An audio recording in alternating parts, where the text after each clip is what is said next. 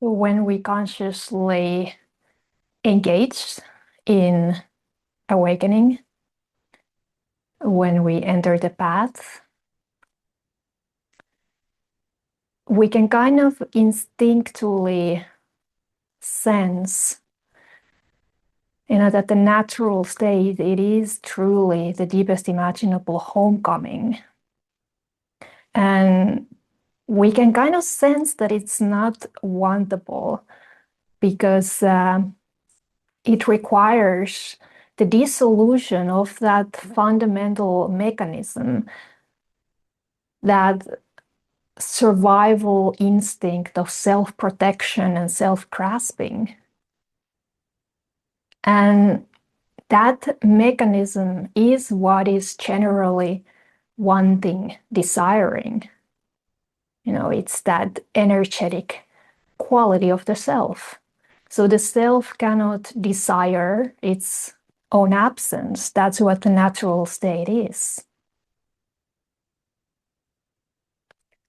And yet at the same time, there's something in our body that remembers that state of ease and open availability and timelessness from our early years, before the constructed self solidified itself and established its paradigm in our body and in our nervous system. So there is something in us, in our embodied experience, that wants to return to that state of innocence. And that instinct is more primary than the survival instinct. And we could call that the instinct of enlightenment, or the desire to know truth directly, no matter the price, no matter where it takes us. So when we start to feel this with the whole of our being, and we answer to this call,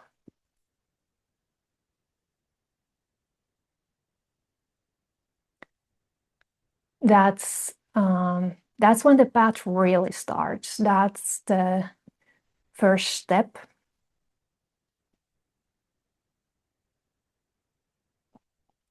And at that phase of our journey, it may appear as if that sense of personal will that might still be operating in the system, like it might be a lot weaker at this phase of awakening, but oftentimes it's still there. So what ends up happening is that we direct that will, that desire, into awakening, into this fundamental breakthrough. So the sense of agency that oftentimes is still there, like the sense of individual agency, it transforms because directing it to this particular endeavor, which is different from any other pursuit we could take upon. It does something to that doer idea, to that sense of agency and control in our experience, because that's what the separate self is. That's what the self-grasping is at the energetic level, like how we feel it in our body, how it creates that sense of center and density and solidity.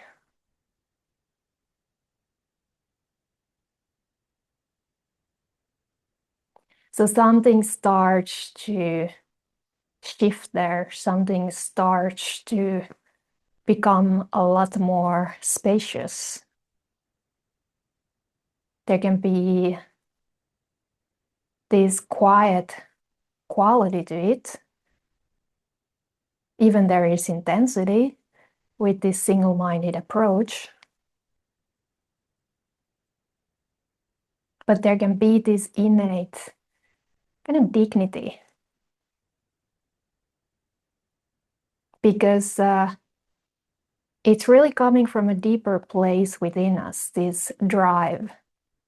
It's not an ambition in a sense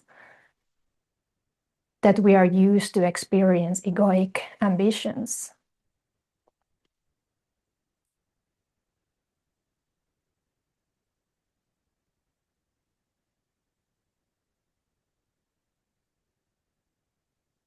So there is something about it that is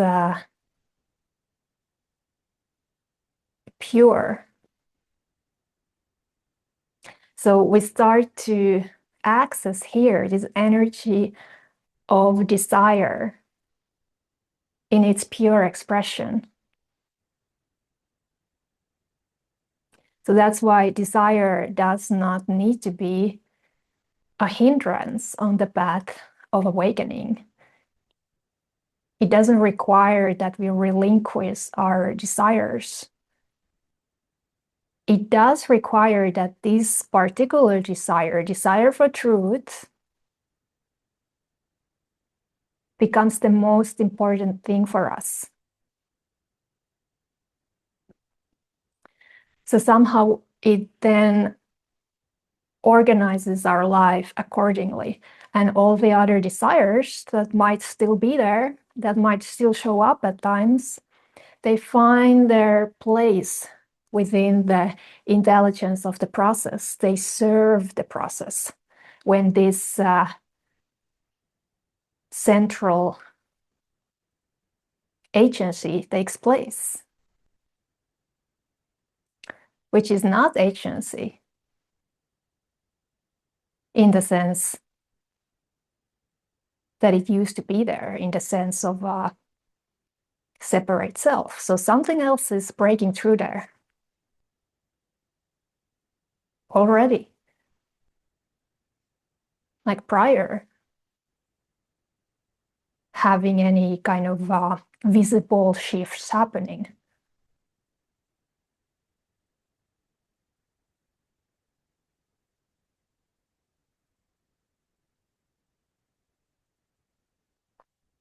So when this is there, everything else will follow in a very unique way, because the way awakening happens, it's always unique. The way the causes and conditions align in our experience, the way the 12 links of dependent origination construct and deconstruct in our experience, that's going to be totally unique and unexpected.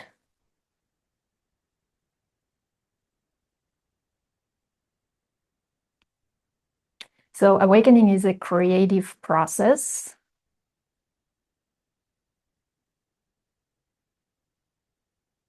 And like any creative process, it is grounded on this, you could say, primordial chaos.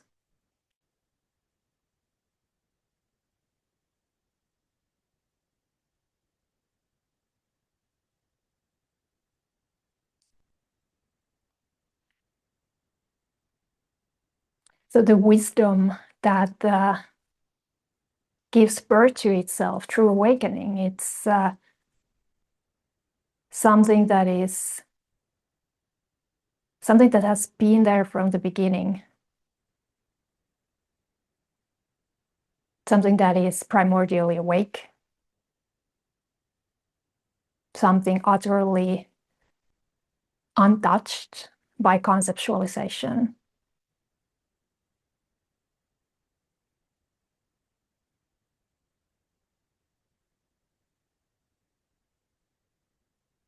And when it gives birth to itself in the way that it does, for that doer idea, for the remnants of that individual agency, it is absolutely terrifying. for the remnants of conditioned identity in our body, it is absolutely incomprehensible that there is this force that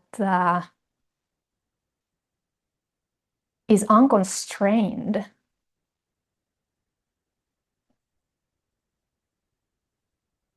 that cannot be contained.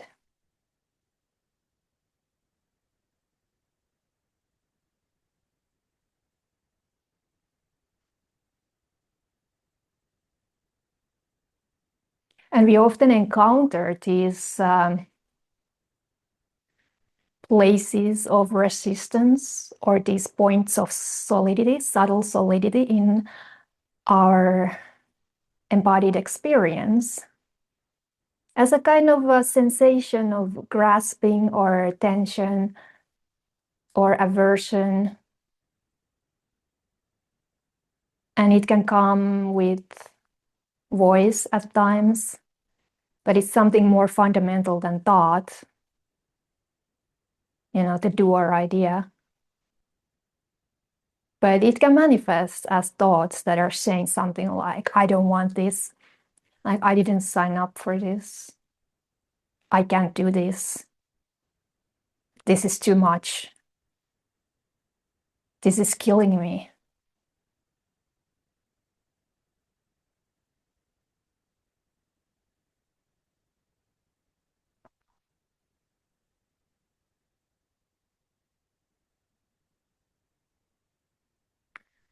So if you recognize this happening in your own process, just know that what's actually going on is the doer idea being kind of devoured in this process of embodied liberation.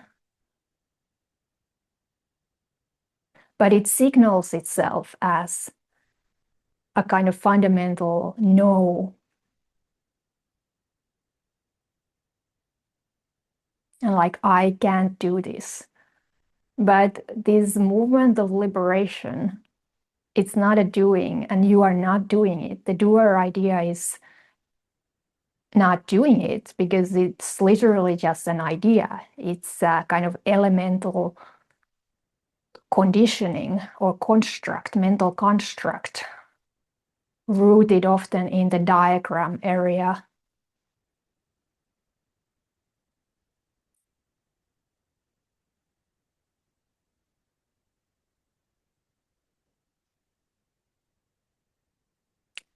So that's the good news. You don't have to do anything when you feel this, if you feel this.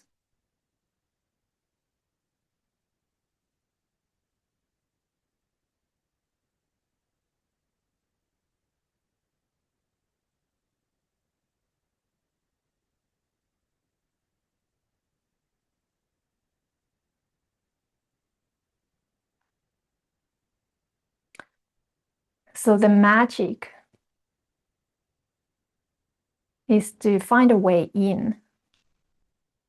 And it's kind of the opposite what we might initially have imagined about liberation, because it often initially appears like the way out, the way out of suffering, the way out of mind identification. And when we have a fundamental shift, a fundamental unbinding, self-release,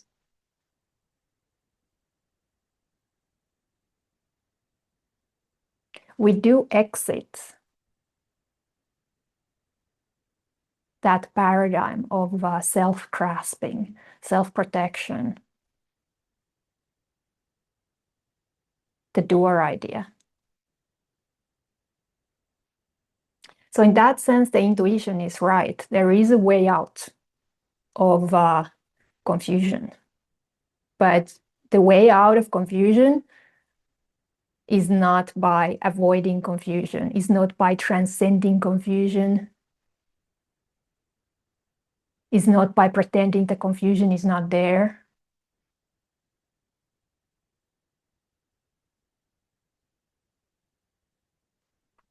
So this upwards release is always followed by downwards release into the body, into the psyche, into the human experience. So this is the way in. This is the innate intelligence of this process.